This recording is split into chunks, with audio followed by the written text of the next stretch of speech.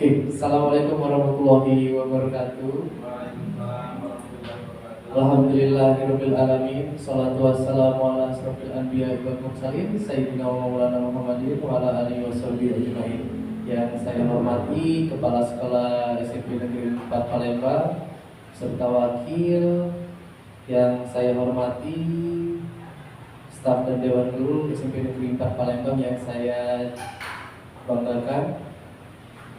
Pertama dan paling utama, mari kita selalu memanjatkan puji dan rasa syukur kita atas kehadiran Allah Subhanahu wa taala, di mana pada hari ini kita masih diberikan beberapa kenikmatan, baik itu nikmat sehat dan kesempatan, sehingga kita bisa hadir di ruang pertemuan SMP Negeri 4 Palembang ini dalam kegiatan diseminasi rencana tindak lanjut PPKG PJOK yang saya rancang. Salawat beserta salam juga tak lupa kita curahkan kepada junjungan kita Nabi besar Nabi Agung Nabi Muhammad SAW, karena berkat beliaulah kita dituntunnya dari zaman jahiliyah menuju zaman Islamiyah dan juga ilmu yang berlimpah sampai dengan sekarang ini.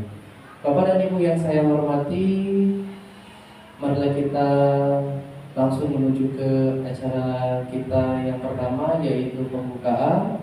Mari kita buka kegiatan kita pada pagi hari ini dengan melafazkan lafaz basmalah.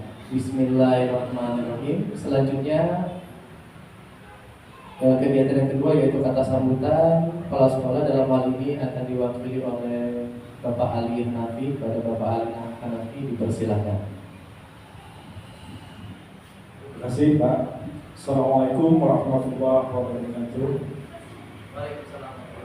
Bismillahirrahmanirrahim. Alhamdulillahirabbil alamin. Wassalatu wassalamu ala asyrofil anbiya'i wal mursalin wa ala alihi ajmain, amma ba'du. Terima kasih kami ucapkan kepada Bapak Ibu guru yang sudah sempat hadir pada acara diseminasi rencana tindak lanjut program pengembangan kompetensi guru atau PPKG PJOK yang berbasis proyek PJOK. Dalam hal ini Pak Faris mungkin ada penyampaian atau presentasi rencana atau program yang dibuat. Nantinya rekan-rekan Bapak Ibu guru dapat membantu dan mengambil ilmu apa yang disampaikan nanti dengan Pak Faris. Program ini sangat baik ya, terkhusus untuk program pengembangan PJOK yang dulunya PJOK ini dalam pembelajaran yang sangat monoton ya. Dengan adanya program PPKG ini akan ada perubahan yang lebih baik dalam proses pembelajaran.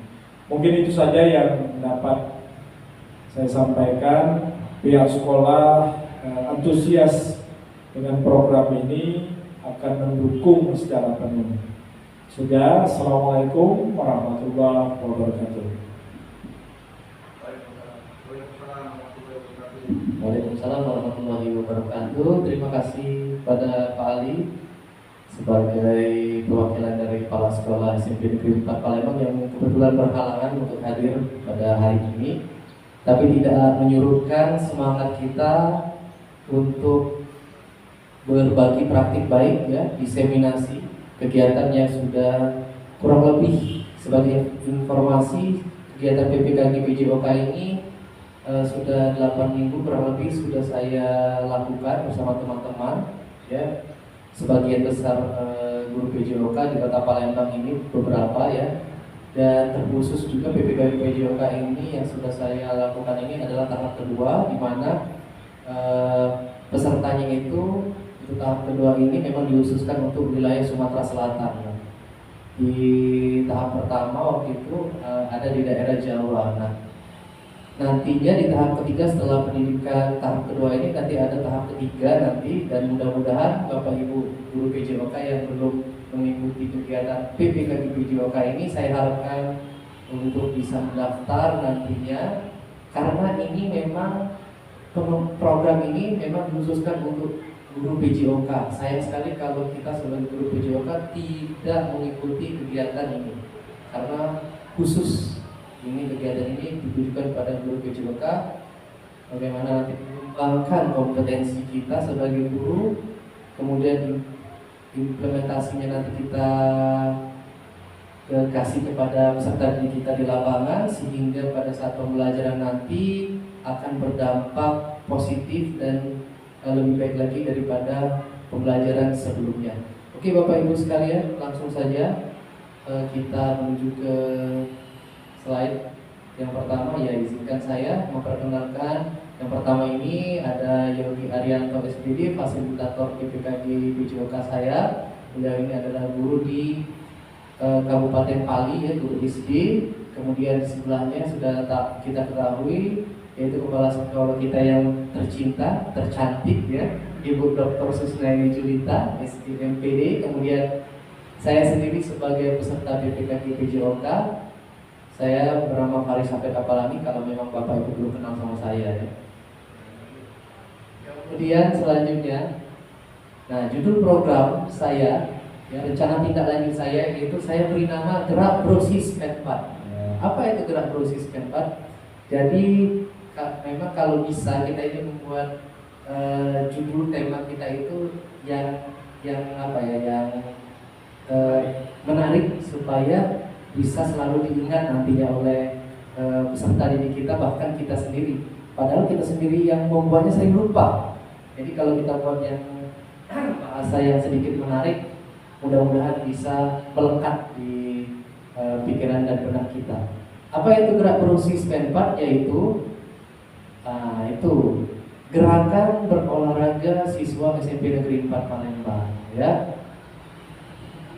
Nah, apa sih latar belakangnya? Nah, jadi di sini latar belakangnya, setiap hari Jumat pagi diadakan kegiatan senam yang melibatkan peserta didik, khususnya di SMP Negeri 4. Akan tetapi kegiatan ini kurang maksimal dikarenakan banyak peserta didik tidak mau bergerak pada saat melakukan senam. Hal ini terjadi karena menurut mereka senam yang dilakukan, gerakannya dan musiknya itu kurang menarik. Dengan adanya voice dan choice dari peserta didik, mendorong saya bersama-sama peserta didik untuk membuat gerakan senam sendiri dengan menggunakan musik yang lebih energik dan menghibur. Dengan ini, besar harapan kami peserta didik akan lebih bersemangat dalam melakukan senam dikarenakan gerakan dan musik adalah hasil karya mereka sendiri dan dapat menimbulkan kecintaan terhadap makhluk PJOK dan membuat mereka mau bergerak sepanjang hayat nantinya. Jadi kalaupun voice itu kita kan bertanya kepada mereka, kenapa sih kalian itu tidak semangat? Ya itu yang kita sebut dengan voice choice tadi, kita berikan pilihan kepada mereka. Jadi gimana supaya senam ini menarik bagi kalian? Ya, muncullah ide dari mereka bahwa kita bagaimana kalau membuat gerakan, kemudian gerakan senam sendiri, kemudian musiknya kita buat sendiri, kita mix sendiri. Silahkan. Jadi itu arti dari voice dan choice sedikit, ya.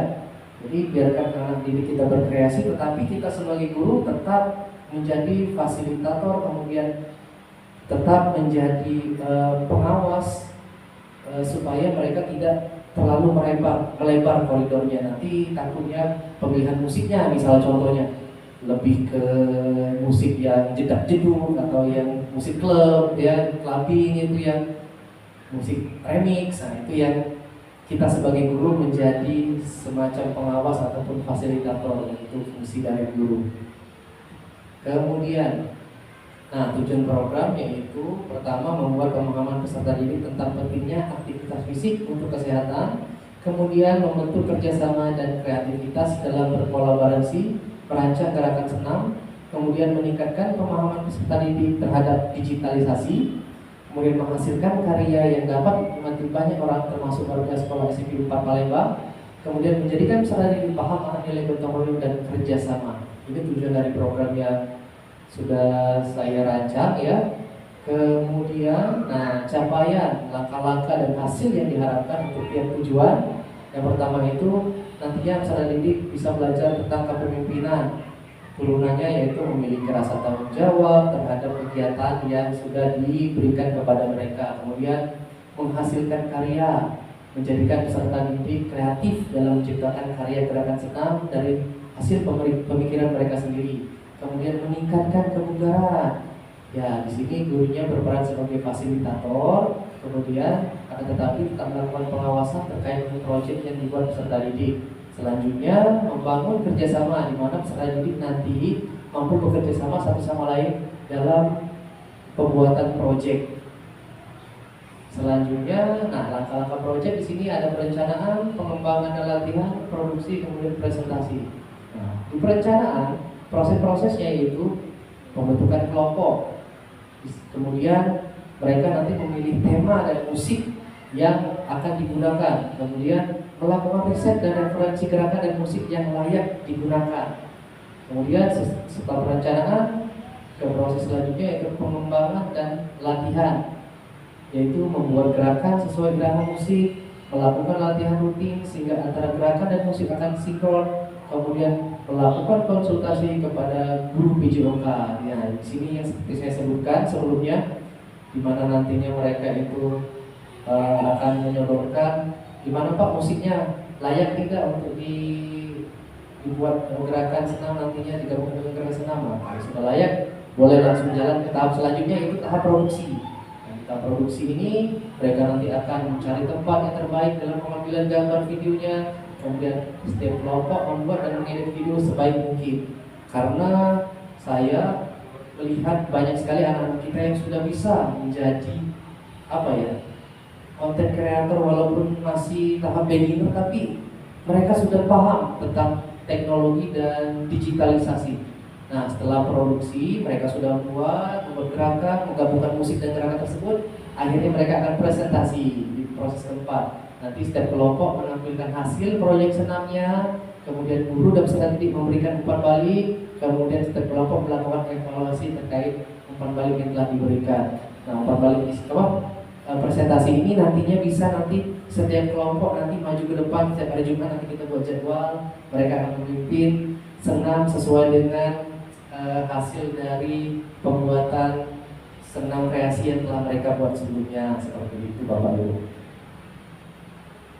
Nah, di sini struktur program dan mitra dalam komunitas belajar. Yang pertama itu kegiatan dan skala programnya. Kegiatan ini diadakan pada saat co-kurikuler, dikhususkan terlebih dahulu di kelas 8, di mana saya sebagai guru yang mengampu mampul PJOK di grade 8.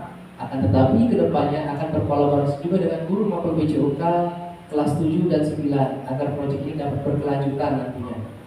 Kemudian waktu dan komunitas yang terlibat. Nah, program ini akan dilaksanakan dalam semester ganjil terlebih dahulu, yaitu semester ini, dengan harapan setiap minggu peserta didik bisa dibiasakan memimpin senam hasil proyek mereka sendiri. Dalam hal ini komunitas belajar dapat dilibatkan sebagai pemantau dan pengawas. Nah, salah satu isi dari komunitas belajar itu ya guru PJOK kita inilah yang menjadi pengawas, kemudian pemantaunya nanti bagaimana.